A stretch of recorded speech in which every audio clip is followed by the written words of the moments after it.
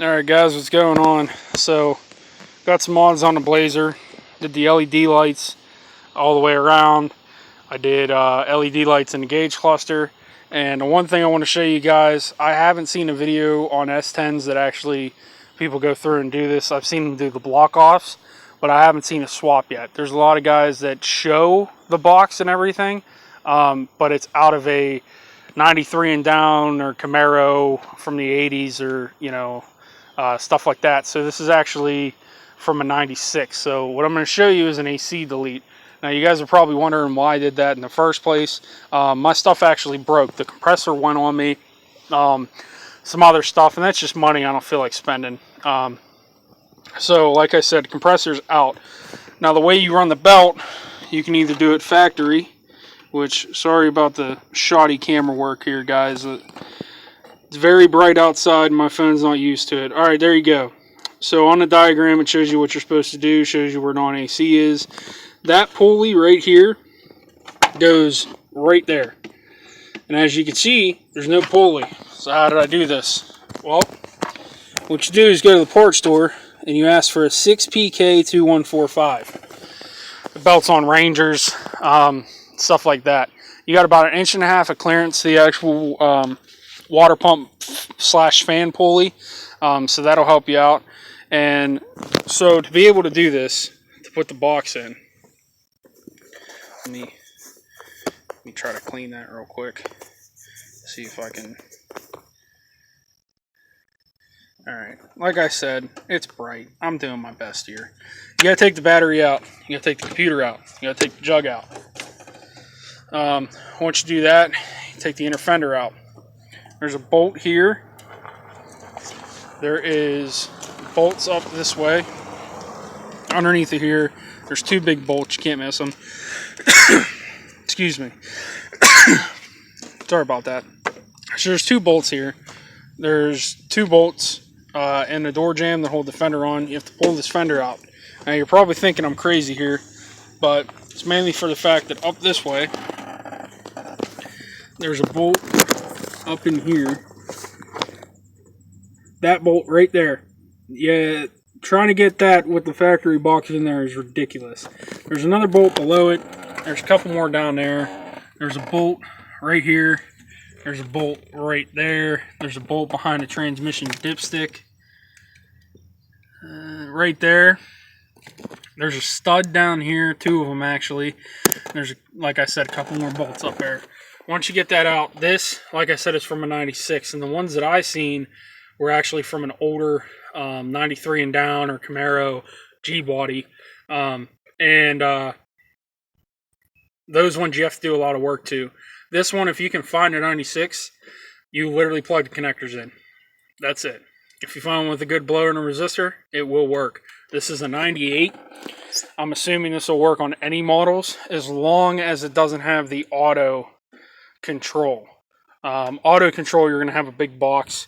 Kind of looks like a cruise control setup.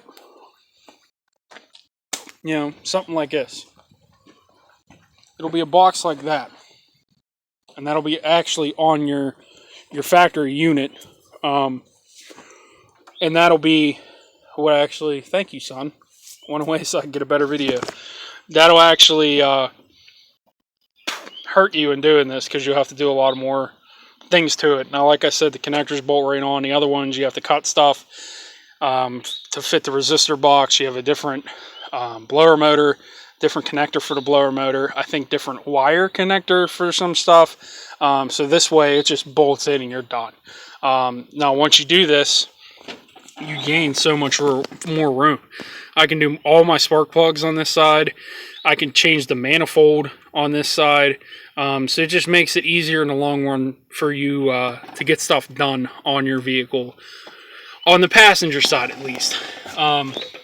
So next thing that I have to do, as you can see, the line is still in here for the AC. I go to school full-time. I go to work part-time. Only day I really get to work on stuff is like Saturday after 6 and like all day Sunday. So it's a pain trying to get things done now. But I'm going to have a break coming up, so I'll have more time to be able to get stuff finished, hopefully. so I'll be able to keep working on this. Next thing I'm going to do is the rad support. Get that radiator out of there for the AC. You know, change all this. Three row all aluminum rad because lovely GM and their plastic caps, of course, they leak. So mine is leaking. I just keep filling it up and keep driving. It's whatever. I got some wiring, obviously, that I have to do to get everything cleaner and nicer and tucked in more. So once I get all that stuff done, I'll pretty much be set to go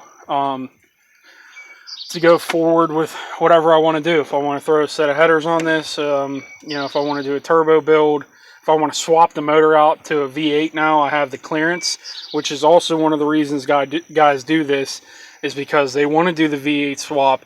They want to keep heat, and, you know, because they want to drive it on the street, they want to drive it all year round. And, you know, without heat in the wintertime, you're pretty much screwed. I mean, that's, you know, that's a huge hazard. And in PA, it's actually illegal. You can't be driving a vehicle without a heater to get a sticker. You can't get a sticker without having heat. So in order to, you know, for me to swap this out, I have to do a heat box. So that's the main reason why I did it in the first place, is because I'm torn between a turbo and a V8. You know, if I do a turbo, obviously I have a lot more room now to be able to do a turbo. If you guys, you know, have the AC version of these, you understand.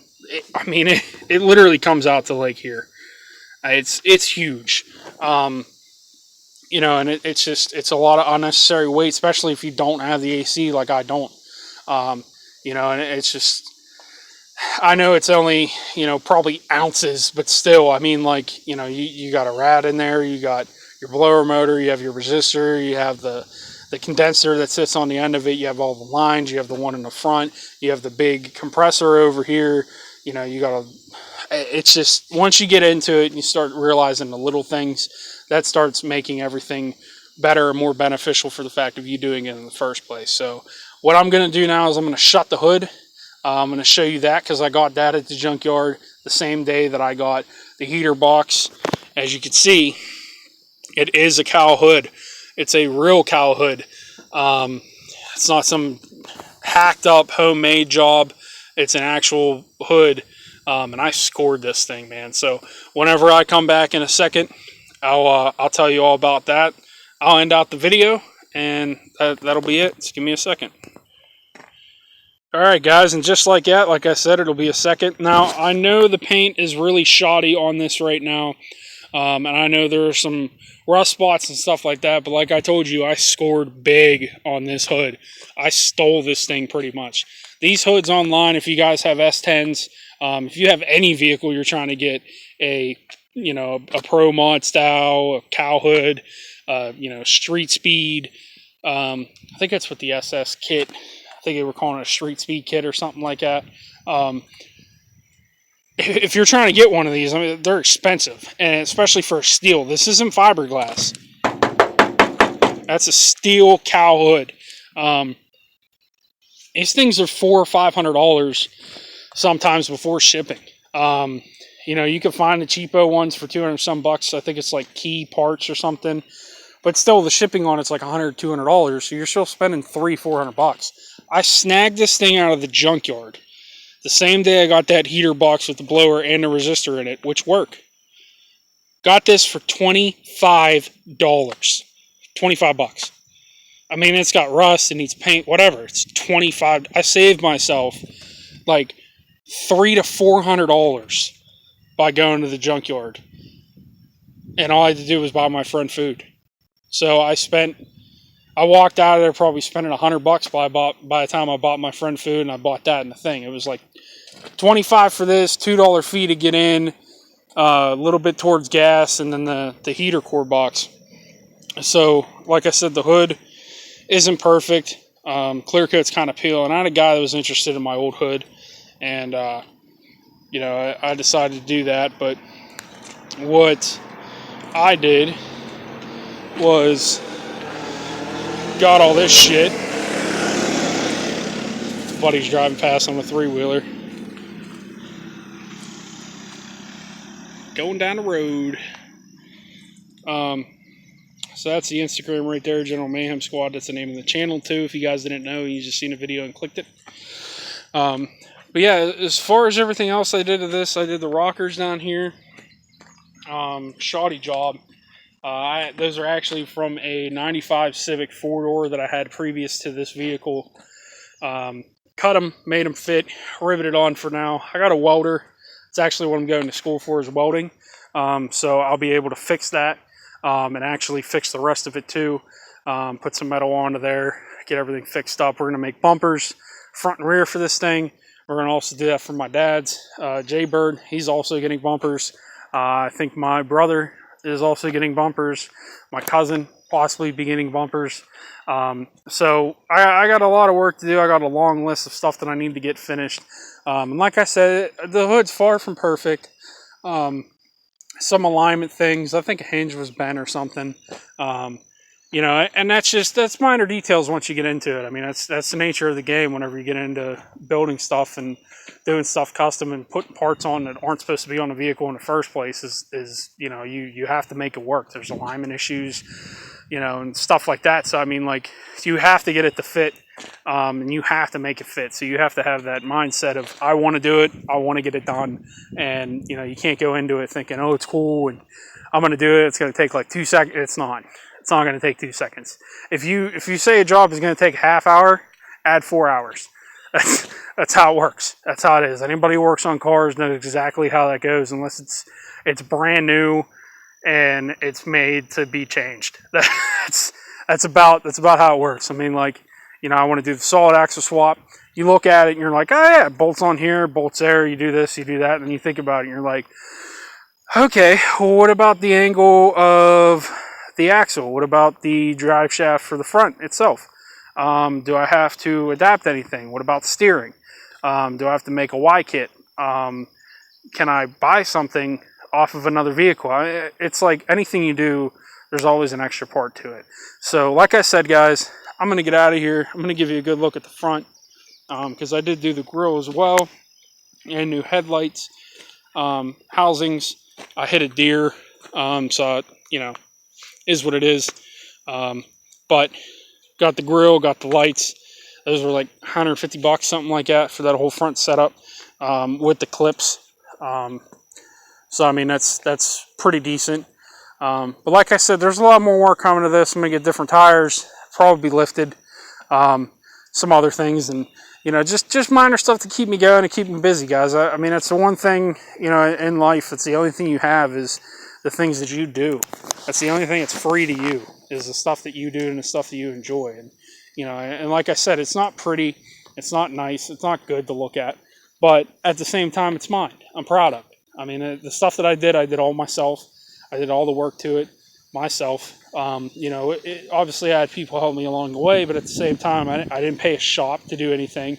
I didn't do any of that. I literally took it apart and learned myself. This is the first time I ever dealt with an American vehicle that's not old. It's not from the 80s, not from the 60s, not from the 70s.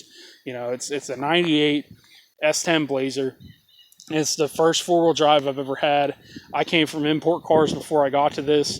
Kind of followed in the same footsteps as most of the guys around here, where they have import cars and they go to off-wheel, you know, four-wheel drive stuff. Most of them do Jeeps. I wanted to go a little different, do an S10. I've always loved these things. Whenever you beef them up, there's a lot of things you can't do to it. Comes down to time and money. That's pretty much it. But yeah, I mean, so this is the first four-wheel drive vehicle that I've had to myself to be able to work on. And you know, some of the stuff is a little half, but at the same time, like I said, I'm in school, I'm in work, and it's not really an excuse, but at the same time, I don't have the time to be able to put into this the way that I would love to, and make it something awesome. You know, obviously not a show truck, an actual working vehicle versus a mall crawler, but in time, it'll work out. Everything will be the way it's supposed to be. You know, you guys, if you have any issues, you know, in life in general, you got to keep pushing, man. That's the only way you're going to be able to get through anything, is if you keep pushing. So this is Big Jake. Flip the camera around. This video is way too long. It's like 15 minutes almost. But as you can see, I'm hot. I'm sweating. It's hot outside. Beautiful day though. Sun shining. everything's good. So if you guys made it this far, I really appreciate you. Give a like on this video. Comment down below on things that you guys want to see. If there's anything else you could think of, let me know. You know, like I said, get on our Instagram, General Mayhem Squad. You can do that. Talk to me. Talk to my dad. I'm Big Jake. He's Jaybird. So whoever you get a message from, you get a little thing down on the bottom saying who it was. And I hope you guys have a good day. Like I said, keep pushing. Keep doing you. Keep being strong. Keep building your dreams, man. Even if they seem stupid to other people, it is what it is. So I love you guys. Keep safe. Peace.